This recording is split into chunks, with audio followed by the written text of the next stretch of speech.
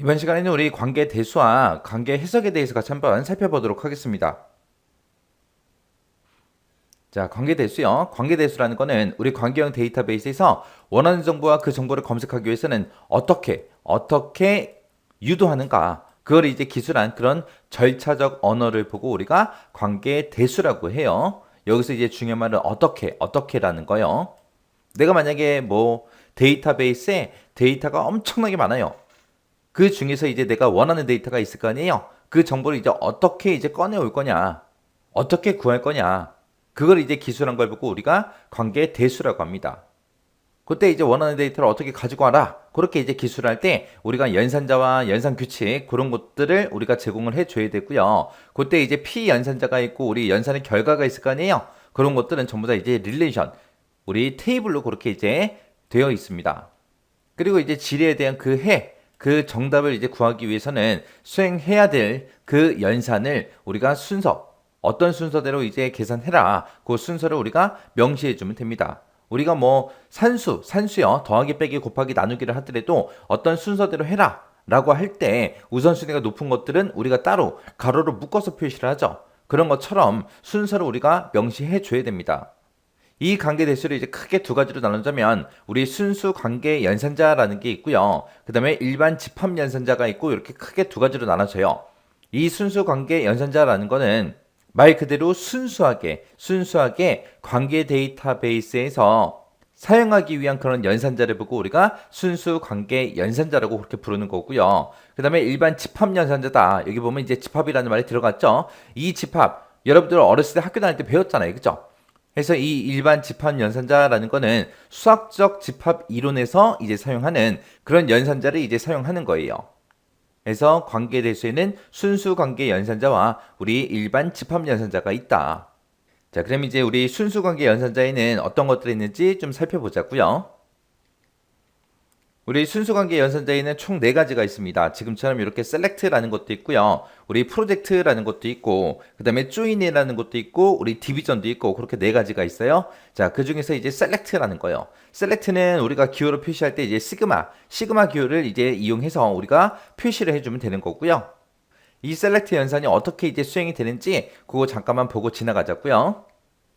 자, 지금처럼 이렇게 이제 학생의 릴레이션이 있습니다. 이렇게 이제 여기 보니까 4명의 데이터가 이렇게 들어있어요. 자, 튜플이 총 4개가 있는 거죠. 튜플이 이렇게 4개가 있을 때 내가 이 릴레이션에서 국어 점수가 100점인 사람들의 데이터를 꺼내고 싶어요. 그때 이제 select라는 그 연산자를 이용해서 우리가 구해주는 겁니다. 해서 국어 점수가 100점이다. 그러면은 여기도 100점짜리가 있고 여기도 100점짜리가 있죠. 그렇게 해서 우리가 select로 우리가 연산을 하게 되면 지금처럼 결과가 이렇게 나와요. 해서 얘는 결과를 국어 점수가 100점인 사람들만 보여주세요라고 그렇게 이제 조건을 집어넣어서 우리가 결과를 구하게 되면 국어 점수 100점이다 요것만 보여주는 게 아니라 그 사람의 전체 튜플 전체 레코드 이거를 이제 다 이렇게 결과로 이렇게 표시를 해줍니다. 이게 이제 select라는 연산이요. 그래서 우리 select라는 연산은 릴레이션에 이제 존재하는 그 튜플들 중에서 여러 개 튜플들이 있었죠. 그 튜플들 중에서 선택 조건을 만족하는 내가 조건을 집어넣고 그 조건에 만족하는 그 튜플의 부분 집합을 구해서 새로운 릴레이션으로 그렇게 이제 만들어서 결과값을 보여주는 그런 연산을 보고 우리가 얘기하는 겁니다. 그래서 얘는 이제 그 결과가 행에 해당하는 그 튜플 단위로 그렇게 구해주기 때문에 이거를 다른 말로 우리가 수평 연산이라고 그렇게 이제 부르기도 해요. 그때 이제 기호 사용하는 게 시그마라는 요 기호를 사용한다. select는 시그마다. 요거 이제 잘 기억하시면 됩니다. 자, 그 다음에 이제 프로젝트라는 요 연산이 있어요. 이 프로젝트가 뭘 하는 건지 좀 보고 오자고요. 자, 지금처럼 이렇게 이제 학생 릴레이션이 있을 때 학생들의 데이터가 지금처럼 요만큼 요렇게 이제 들어있죠. 근데 나는 지금 이 테이블에서 이 릴레이션에서 나는 학생들의 학번하고 이름하고 이 2가지만 보고 싶어요. 그때 이제 사용하는 게 우리 프로젝트요. 해서 학번하고 이름만 보여주세요라고 그렇게 하게 되면 이제 국어다, 영어다, 수학이다 이런 속성들은 빼고 내가 원하는 속성들만 그렇게 볼 수 있게 해주는 거예요. 그래서 그때 결과가 지금처럼 이렇게 나타나게 그렇게 해주는 게 우리 프로젝트라는 겁니다. 그래서 프로젝트라는 거는 주어진 그 릴레이션에서 속성 리스트요. 속성 리스트. 속성 리스트에 제시된 그 속성 값만 추출해서 새로운 릴레이션으로 만들어서 나한테 이제 결과를 되돌려 주는 거. 그래서 아까 우리 잠깐 봤을 때 학번도 있고 이름도 있고 국어, 영어, 수학하고 그렇게 5개 속성이 있었죠. 그 중에서 이제 내가 학번하고 이름만 보여주세요. 그렇게 이제 속성 리스트를 내가 제시하게 되면 그 속성 리스트에 있는 그 속성 값만 추출해서 새로운 새로운 릴레이션을 만들어서 나한테 결과값을 되돌려 주는 거예요.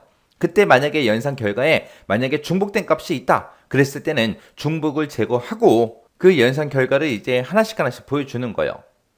그래서 얘는 결과값이 나올 때 이제 우리 릴레이션에 열에 해당하는 그 속성을 추출하는 거기 때문에 우리가 이거를 보고 우리가 수직 연산자라고 해요. 아까 우리 셀렉트는 수평 연산이라고 했죠. 근데 이 프로젝트는 속성 단위로 보여주기 때문에 내가 원하는 속성들만 추출해 주기 때문에 이걸 보고 이제 수직 연산자라고 하고요. 그때 이제 사용하는 기호가 우리 파이라는 요 기호를 사용해서 우리가 표시를 해 줍니다. 요게 이제 셀렉트하고 프로젝트요. 자, 그다음에 이제 우리 조인이라는 거요. 이 조인이라는 거는 공통된 속성을 중심으로 해서 두 개의 릴레이션, 두 개의 테이블을 이제 하나로 합쳐서 새로운 릴레이션, 새로운 테이블로 그렇게 만들어주는 그런 연산을 보고 우리가 조인이라고 합니다. 자, 그러면 이 조인이 뭔지 좀 보고 오자고요. 자, 지금처럼 이렇게 이제 학생이라는 릴레이션이 있고요. 학과라는 릴레이션이 있습니다. 이 두 개를 내가 조인 속성으로 묶게 되면 지금 이 학생의 릴레이션이랑 학과 릴레이션이랑 공통적으로 들어가 있는 게 우리 학번이 들어가 있죠. 이 학번을 기준으로 해서 학번이 1001인 그 학생은 학과가 컨공이다. 그 다음에 1002는 영문이다. 1003은 국문이다. 1004는 컨공이다 하고 이렇게 들어있죠. 요 학과가 이 학번에 이제 맞게 이 뒤에 학과가 이제 새로 생기는 거예요. 그래서 결과가 지금처럼 이렇게 나옵니다. 그래서 원래 우리 학생 릴레이션에 있던 데이터들 있죠. 그 데이터들은 쭉 전부 다 나타났고요. 그때 이제 학번이 1001은 컨공이다. 1002는 영문이다. 1003은 국문이다. 1004는 컨공이다. 그렇게 이제 학과 릴레이션에 써져 있잖아요. 그때 이제 학번을 기준으로 해서 이 학과를 전부 다 집어넣어서 마지막에 이렇게 이제 학과가 이렇게 들어가요. 이게 이제 조인이라는 거예요. 그래서 우리 조인의 그 결과는 카테시언 프로덕트, 교차 곱을 먼저 수행한 다음에 셀렉트 수행한 것과 똑같은 그 결과값이 나옵니다. 그때 이제 기호로 지금처럼 나비 넥타이 요 기호를 이제 사용을 해요. 자, 그 다음에 이제 디비전이요. 디비전, 그럼 얘네 나누기죠. 기호가 나누기 기호예요. 그래서 이 디비전이 뭔지 좀 보고 오자고요. 자, 지금처럼 이렇게 학생의 릴레이션이 있고요. 그 다음에 컴퓨터 공학이라는 릴레이션이 있고 이렇게 두 가지가 있습니다. 두 가지가 있을 때 지금 이거를 우리가 디비전으로 그렇게 이제 묶게 되면 지금 여기 보니까 학과가 컨공이다 하고 써져 있죠. 그러면 지금 이 학생의 릴레이션에서 학과가 이제 컨공인 사람들을 찾아서 그 사람들의 요 데이터랑 이 데이터를 이제 추출해 주는 거. 그게 이제 우리 디비전이에요. 디비전. 그때 이제 결과값으로 나올 때는 이 학과 뒤에 있는 이 학과 있죠. 요것들은 빼고 요 앞에 있는 데이터들만 쭉 추출이 됩니다. 그래서 결과가 지금처럼 이렇게 나와요. 그래서 이 두 명의 데이터를 보면 전부 다 학과가 뭐다? 컨공이다. 그래서 요 두 명의 데이터가 지금처럼 이렇게 이제 추출되는 게 우리 디비전이요. 우리 디비전. 그래서 디비전 그러면 지금처럼 지금 여기 보니까 이제 y가 x에 포함되어 있다. 이런 관계를 가진 이제 두 개의 릴레이션, R이라는 릴레이션이 있고 S라는 릴레이션이 이렇게 있을 때 R의 속성이 S의 속성값을 모두 가진 그 튜플에서 S가 가진 그 속성을 제외한 나머지 속성들만 구해주는 그런 연산을 보고 우리가 디비전이라고 해요. 그래서 우리 학과가 컨공이다. 그거를 제외한 나머지 그 값들, 그 속성 값들만 구해줬죠. 그게 이제 우리 디비전이고요. 기호로 이제 나누기 기호를 사용합니다. 이렇게 네 가지가 우리 순수 관계 연산자요. 그 다음에 이제 일반 집합 연산자요. 일반 집합 연산자는 우리 수학적 집합 이론이요. 수학적 집합 이론에서 사용되는 그런 연산자를 보고 얘기하는데 그때 우리 수학에서 배울 때 집합을 배울 때 합집합이라는 게 있죠. 그리고 교집합도 배웠고요. 차집합이라는 것도 배웠습니다. 이런 것들을 이제 처리하기 위해서 합병 조건을 이제 만족해야 돼요. 그때 이제 합병 가능한 두 릴레이션, R이라는 릴레이션이 있고 S라는 릴레이션이 각각 있을 때 우리 각 연산자 특징을 요약하면 다음과 같다. 그리고 나왔죠. 자, 그 특징 좀 보자고요. 자, 우리 합집합이다. 그러면 지금처럼 기호로는 이렇게 표시하는데 우리 컴퓨터상에서는 지금처럼 합집합 기호가 이렇게 생겼습니다. 자, 여기 보게 되면 이제 R이 있고 S가 있죠. R이라는 건 릴레이션, R이라는 릴레이션 얘기하는 거고 S도 릴레이션이죠. 여기 보게 되면 이제 T라는 글씨가 나와요. 요 T라는 거는 우리 릴레이션에 존재하는 그 튜플을 의미하는 게 T요. T가 튜플의 약자다. 그래서 R이라는 릴레이션과 S라는 릴레이션을 합집합으로 묶어라. 그때 이제 튜플을 구할 건데 그때 이 튜플을 어떻게 구하냐? R이라는 릴레이션에 포함된 모든 튜플을 다 구하고 그 다음에 S라는 그 릴레이션에 포함되어 있는 모든 튜플을 다 구해서 그걸 이제 합집합을 묶어라. 그 뜻이에요. 그래서 두 개의 릴레이션에 존재하는 튜플들의 합집합을 구해라. 그때 결과로 생성된 그 릴레이션에는 중복된 튜플은 어떻게 해라? 제거해라. 똑같은 거 빼고 나머지 것들만 다 합쳐라. 그거죠. 그럼 중복되는 튜플은 제거해라. 이 말의 뜻이 뭐냐면은 중복된 튜플을 완전히 삭제하라는 게 아니라 중복됐다. 그러면 이제 두 개가 있을 거 아니에요. 두 개가 됐든 세 개가 됐든 네 개가 있을 거 아니에요. 그때 만약에 중복되는 게 네 개가 있어요. 네 가지가 있을 때 그거를 이제 한 번만 표시해라. 그거예요. 그 다음에 이제 교집합이요. 교집합은 지금처럼 기호로 이렇게 표시하죠. 여기서는 컴퓨터에서는 지금처럼 이런 식으로 표시를 합니다. 그래서 얘는 두 릴레이션에 존재하는 튜플의 교집합을 구하는 그 연산이요. 그래서 R이라는 릴레이션이 있고 S라는 릴레이션인데 그것들의 이 두 가지에 뭘 구해라? 교집합을 구해라. 그때 이제 튜플이요. R이라는 그 릴레이션에 들어있는 그 튜플 그리고 S라는 그 릴레이션에 포함되어 있는 그 튜플들을 서로 어떻게 해라? 교집합을 구해라. 그 얘기는 R 릴레이션이 있고 S라는 릴레이션이 있을 때 그때 두 곳 모두 다 동시에 존재하는 그 튜플을 구해라. 그 뜻이죠. 그 다음에 이제 우리 카디널러티요. 요 카디널러티라는 거는 뭐 얘기하는 거예요? 카디널러티가 우리 튜플의 수를 얘기하는 거죠. 튜플의 수를 보고 우리는 카디널러티라고 합니다. 그때 이제 합집합의 카디널러티는 두 릴레이션 카디널러티의 그 합보다 크지 않다. 그거 이제 표시해 놓은 거고요. 그 다음에 교집합이요. 교집합 카디널러티는 두 릴레이션 중에 카디널러티가 적은 그 릴레이션의 카디널러티보다 크지 않다. 그거 이제 표시해 놓은 게 요 기호로 이렇게 이제 표시해 놓은 겁니다. 그 다음에 우리 차집합이요. 차집합 그러면 이제 빼기로 이제 표시하는 거고 얘는 이제 두 릴레이션에 존재하는 그 튜플의 차집합을 구하는 그런 연산을 보고 얘기하는 거예요. 그래서 얘는 이제 R에는 존재하고 S에는 없는 그런 튜플을 구해라. 그런 뜻으로 이제 사용되는 게 우리 차집합이고요. 그 다음에 이제 교차 곱이다라고 하게 되면 얘는 이제 곱하기로 그냥 표시하는 거고요. 얘는 두 릴레이션의 튜플들을 순서쌍으로 전부 다 구해주는 그런 연산을 보고 얘기해요.